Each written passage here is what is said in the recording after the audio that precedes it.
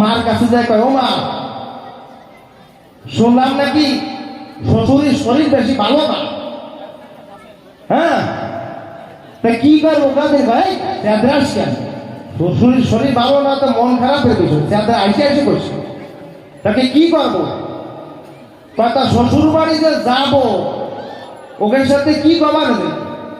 কয়ে তুই টের পাইস না শ্বশুর বাড়িতে কি করতে, ও মা হয়ে কয়ে দেন তার ওখানে যারা শাড়ি টালি আছে বাসায় খুঁজা বার্তা ওদেরই বা কি কবার? কয় সারা কি কবর এই অজাত্রীতে কি রাজন মাইছিল কি জানি। তা ওই মামাই শোন, তোর যদি মনে না থাকে ঘুরিয়ে বলি তোর বাকে, তুই একটা খাতা কলম নিয়ে আয়, আমি তোরে বলিয়ে দিচ্ছি, লিখে নিয়ে যা, যা যা কই তাই তাই শুনিস।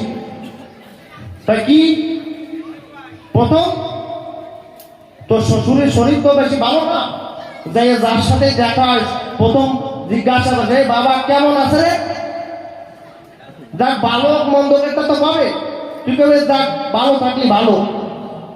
তারপরে তারপরে শুনবি যে তোর শ্বশুরের শরীর ভালো না, হয়তো অনেক সময় অনেক ডাক্তার চেঞ্জ করতে আসছে, তা কবি এই বাবারে কোন ডাক্তার দাস, তার যে কোনো নাম সামনে একটা নাম তো পাবে, তুই কবি ডাক্তার এক ক্লাস মাঝে মাঝে আমার মা রে যাই উঠে আসে। তা কয় তারপর কয় শোন, তারপরে তো শ্বশুরের সুগার টুগার আছে, হয়তো ওই স্থিরতা দৃঢ়তা কাইকে ভিজে খাতি পাবে। তা যদি কয় তুই জিজ্ঞাসা করে এই ডাক্তার বাবু বাবারে কি খাতি কইছে, যাক যাই কই তুই কবি ও ভালো জিনিস ওই চাক চাক করিয়ে গিলাসে বিজয় খালি কি তো ঠান্ডা খায়। তারপরে কয় আর শোন, তোর শ্বশুরের তো শরীর বেশি ভালো না, অনেক টাকা পয়সা নষ্ট হয়ে যাচ্ছে, তোর শাশুড়ি এসে কাইন্ডে পড়তে পারে বুঝছিস, তোর শাশুড়ির কবি অভয় দিস, টাকা পয়সা দিস আর না this Abhay this, Abhay this. কয়টা কবি শাশুড়ি মা যখন সে কাইন্ডে পড়ে, কবি শাশুড়ি মা তোমার কোনো ভয় নাই, আমি তো আছি, কিছু দিস আর না দিস একটু অবাক। তা ভালোই লাগিস শুনে। এইবার বাবা আগেকার দিন তো তখন তার মোবাইল ছিল না, শ্বশুর বাড়ি যাতে 3 দিনের রাস্তা, তবে যখন রওনা দিছে শ্বশুর বাড়ি যাওয়ার আগে একদিন গেছে, ওর মধ্যে শ্বশুর মরিয়ে ফুটিয়ে ঝাল লাইট হয়ে গেছে। এইবার যখন শ্বশুরের বাড়ির কাছে গেছে দেয় 3 শালা ওই দড়া গলায় নিয়ে উঠোনে দাঁড়ায় রয়েছে, ওই শালা বড় শালা কাছে যাই কয় দড়া গলায় নিয়ে রয়েছে, কারে বাবা কিরাম আছে রে, কয় শালা কি জানে, কয় কি করছ, আর এক ভাই লাগিয়ে দেয়, কয় দড়া গলায় টের পাইস বাবা কিরাম আছে, কয় আরে যাতে তো বাবা কিরাম আছে তাই কয়। ছোট ভাই কয় দাদা কষা ভাঙবো না, কয় দাঁড়া প্রতিতে শালা বল যাবে, কয় বাবা ভালো আছে ভালো আছে, কয় যাক ভালো থাকলি ভালো।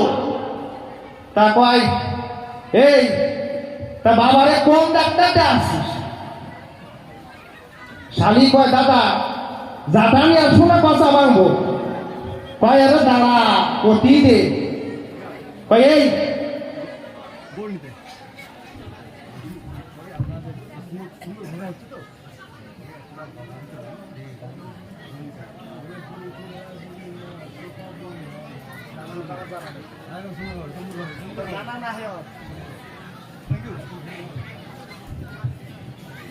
দাদা বলছে একটা বাউল গান করতে, গান খুব সুন্দর আছে, আমার ওইটা একটু শুনতে ইচ্ছা আপনার কাছে। তারপর বাবা বাউল গান ওই যে গান গাচ্ছেন আমার জানা নেই। তা যাক বাবা এইবার যখন কইছে এই বাবারে কোন ডাক্তার দাস, মাঝে শালা কয় এই বাবারে জোম ডাক্তার দেখতেছে, জোম কয় ও ডাক্তার দেখিলাস মাঝে মধ্যে আমার মারে যাইও বেরিয়ে আসে, তার মধ্যে শালি আবার কাছে শালির উন্না ধরে টানছে, কথা না বলে যাস না, কেন যাস, কয় এই তা বাবারে ডাক্তারবাবু কি খাতি কইছে,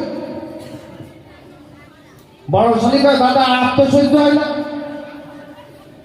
কয় বাবারে বুড়ার ডিম খাতি করেছে।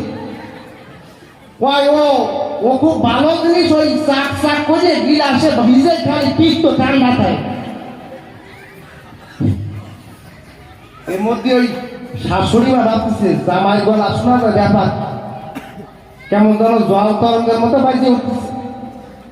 শাশুড়ি মা ঘরটা এসে কাইন্ডে বলতো, ও জামাই ওরে কপাল রে কপাল, ওই 30,000 টাকা খরচ করে শাল কাঠের এক কান, সেগুন কাঠের এক কান চৌকি বানাইছি পালঙ্গ। ভাবছিলাম তোমার শ্বশুর নিয়ে রাত ভরে শীতি রাত্রি থাকবো, রাত ক্যালকেলা কাটিয়ে যাবে, কিন্তু তোমার শ্বশুর আর নেই, কি করবো? ওই জামাই কই, ও মা তুমি কাঁদছিস কেন? শ্বশুর নেই তাই কি, আমি তো আছি। শালার বলদা কোন জায়গায় কি করতে আইটের পাইছে। তা গোসাই তোমার প্রশ্নপত্র ভাব দ্বারা এইটি, হ্যাঁ নাতি গান গাইয়ে দিয়েছো, নাতি মনে হয় ওই দিয়েছে।